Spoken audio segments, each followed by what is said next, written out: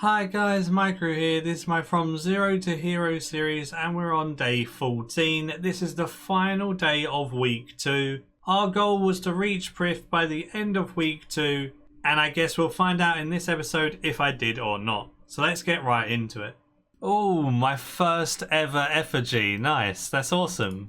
Big loot beam, woo. That's a second pet on this account. HP pet at 84 HP.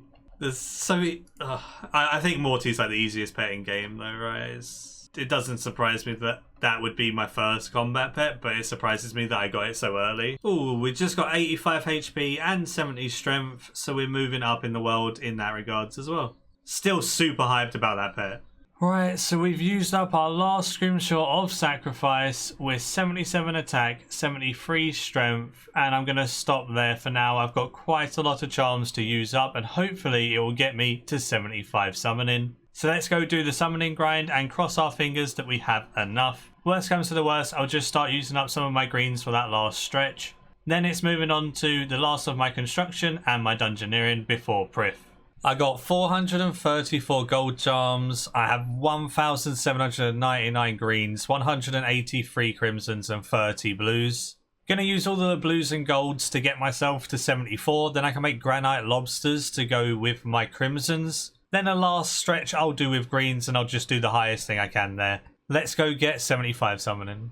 74 summoning coming in. This unlocks granite lobsters. Before I start making these granite lobsters, it's cash time, so I'm going to go do that. 71 divination. Remember to do your caches every day, they're way too good to pass up. Made 73 Viswax quickly because I was running out of quick teleports and I didn't want to do summoning without them. So I'm going to give myself 330 more quick tellies and then sell the 40 Viswax I have left over for a profit still. I am 39k away from 75 summoning, so I'm just going to make some fruit bats with my greens. They're not too expensive, they're like 8 GP and XP, it won't cost me that much, I only had to make 300 of them. So let's get cracking on 300 fruit bats, and at the end of these 300 we'll get 75 summoning, then it's only construction and dungeoneering. Then we can get that quest started.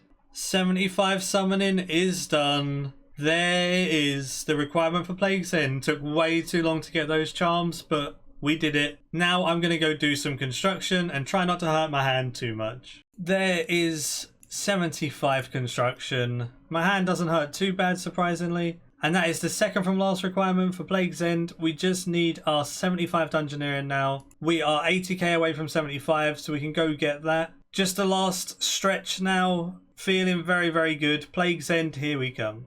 Dungeoneering is probably one of my least favourite skills. Like, I'd rather do construction over dungeoneering. Dungeoneering just bores me to high heavens. Especially when you get bosses like the Skin Weaver. I just get frustrated and it just makes me not enjoy the skill.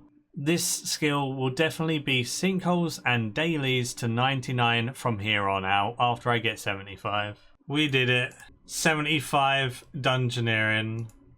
That is all the levels we need for Plague's End. Let's go get that quest done and get Prif unlocked. Oh, look at that. Everything being ticked off. Everything we've been working for has now come to this. Let's accept this quest. Doing Plague's End, this final fight wasn't very difficult at all. It was pretty straightforward and self-explanatory. You just do the light puzzles. It spawns a couple of shadows. You just pray the respective things, shoot them down. Then when he spawns in the middle, the only mechanic he has is he puts a purple cloud of smoke underneath of you. Move out of that and you'll be fine. Then it's literally just do as much damage as you can. Try not to take too much damage from everything around you. And then you'll be good to go by the end. I didn't take a familiar or anything and I managed to do it fine. I used a fair amount of beltfish, but I didn't ever run out of food or anything like that.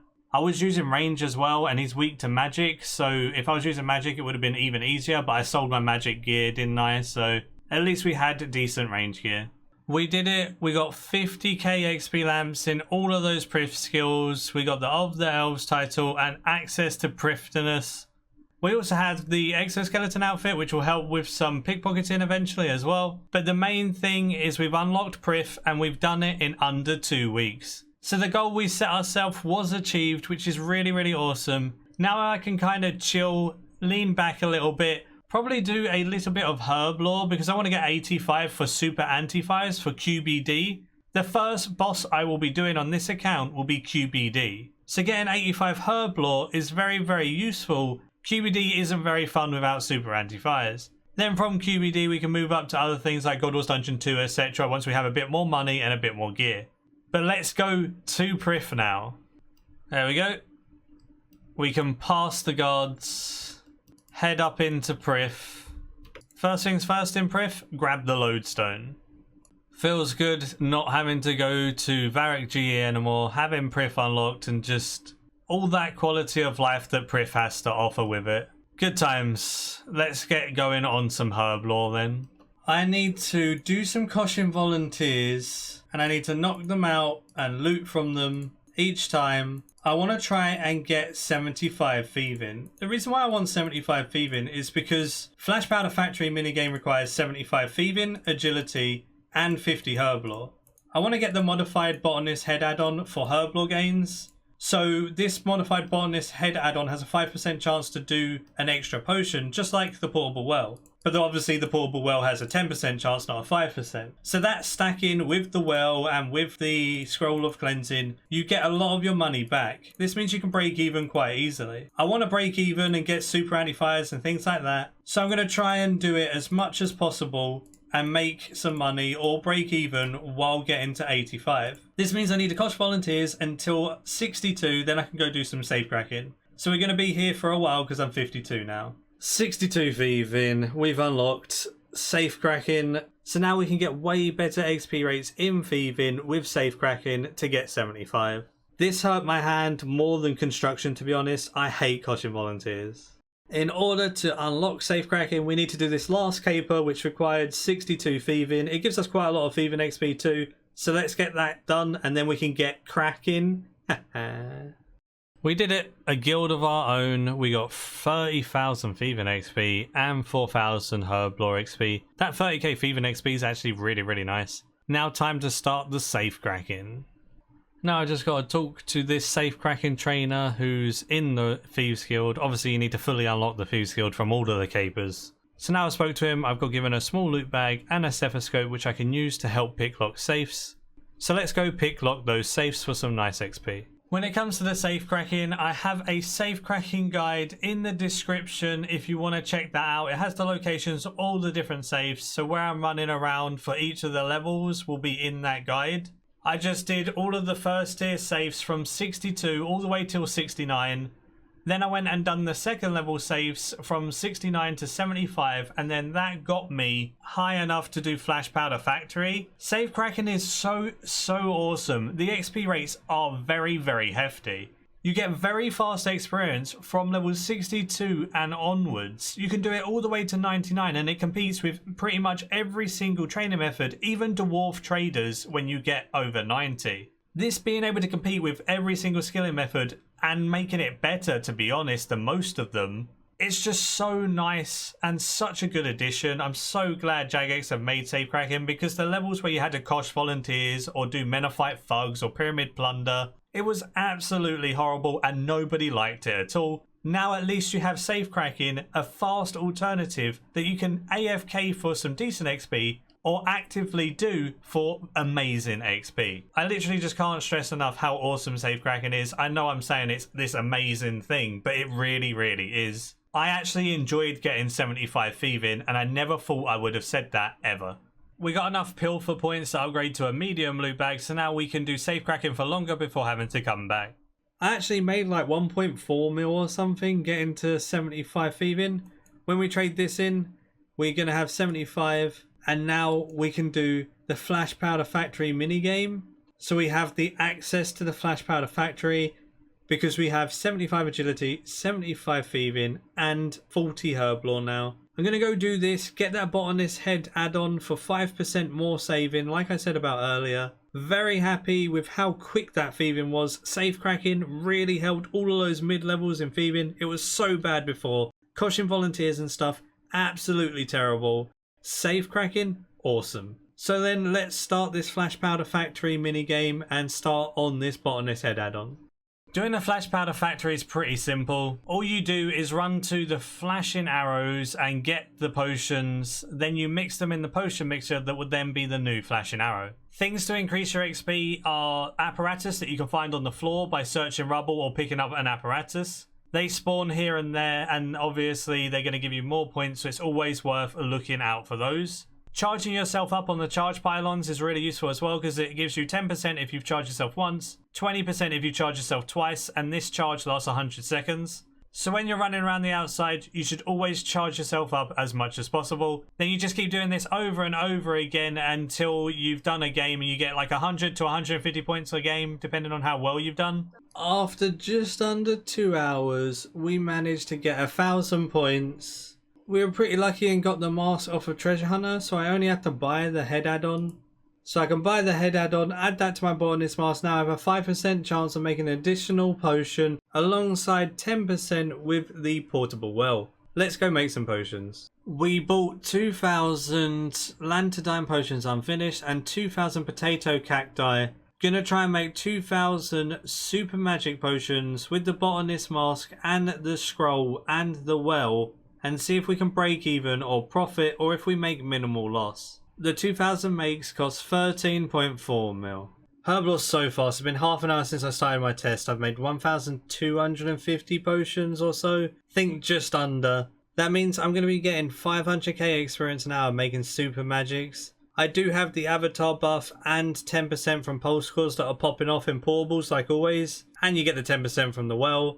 Then my botanist mask is 1% as well, so I'm getting 27% extra experience, which is really nice. 500k experience an hour for these super magics is really good though. That was a 1.5 mil loss.